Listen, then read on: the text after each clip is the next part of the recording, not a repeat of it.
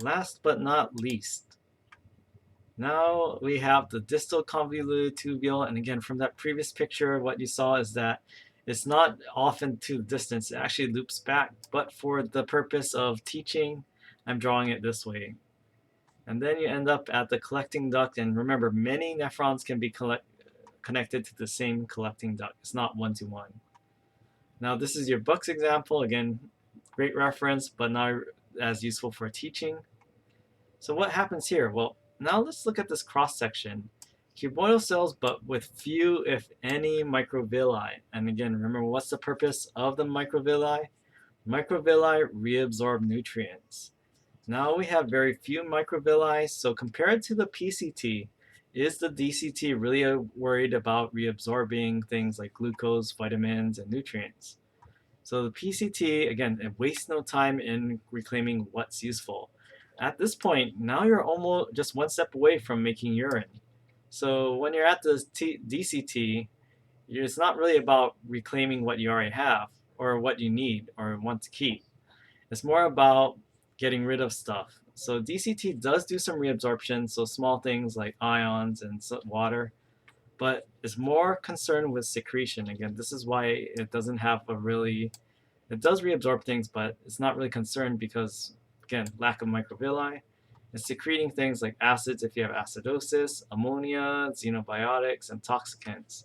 So now you're almost made urine, you've reclaimed all your nutrients, you reclaim your vitamins, you reclaimed a lot of water and sodium chloride and ions. Now you can finally dump all that waste at the last minute just before you get to urine. So it's more about secretion. So what we have here is DCT. Now let's talk about something else. Now we're at the collecting duct. So we went through the entire renal tubule, and now we're finally getting to the collecting duct down here.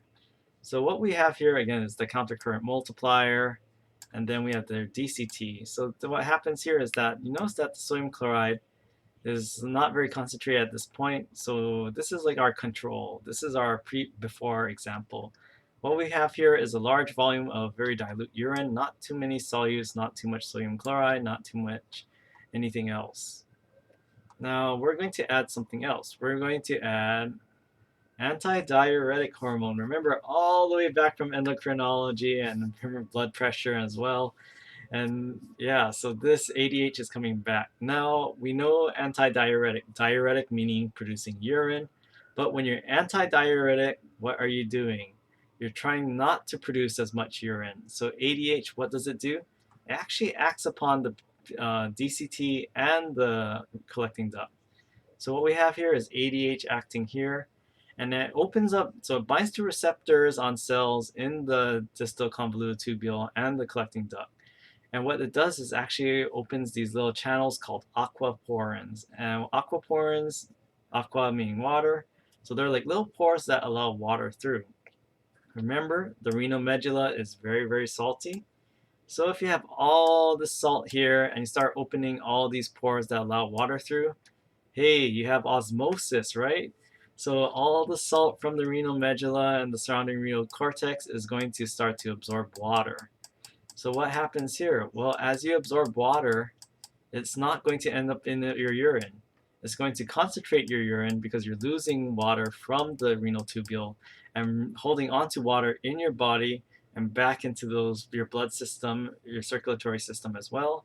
So as you're removing water from the renal tubules, it's going to lose volume and also concentrate the salt as well. So this is why ADH helps you reabsorb water and also makes your urine volume smaller and more concentrated. Yeah, again, everything's coming back and coming back together, right? All right, so filtration, reabsorption, and secretion. So renal corpuscle, again, primary site of filtration. Filtration, renal corpuscle. Want to get that connection in your mind. If you think filtration, you think of the corpuscle. Now, reabsorption, remember the proximal convoluted tubule does both reabsorption and secretion, but remember the PCT has all those microvilli to absorb the good stuff. It wastes no time. Loop of Henle, the countercurrent multiplier. Primary things you reabsorb, sodium, chloride, and water. And then you have DCT and collecting duct. So it does reabsorb some stuff, but Again, few microvilli, so it's not really primarily concerned with reabsorption. Now you almost have urine, so what's it going to do? It's going to dump as much waste as it can just before you dump it all in that collecting duct. All right, so analogy time. So again, our user valuable phone. So if you drop your phone in the toilet, are you going to wait until the last minute and then do your business and then pick up your phone? No, you're not, right? So you're going to waste no time.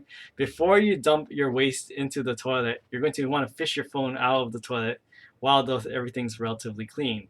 Then you can finally use the restroom, dump all the waste. So the thing is that your nephron is very similar. It doesn't waste any time in reclaiming the good stuff like nutrients. And then when it's at the last, near the end of the nephron and at the last minute, that's when it's going to dump all its waste. So again, don't waste time in reclaiming what's good. And then at the very end, now you can, when you're almost at urine, now you can dump all the excess things. And this is in your slides. Again, just a summary. Again, filtration, corpuscle, and PCT, mostly reabsorption, some secretion. DCT, less reabsorption, mostly secretion. And nephron loop, lots of reabsorption of water and sodium chloride.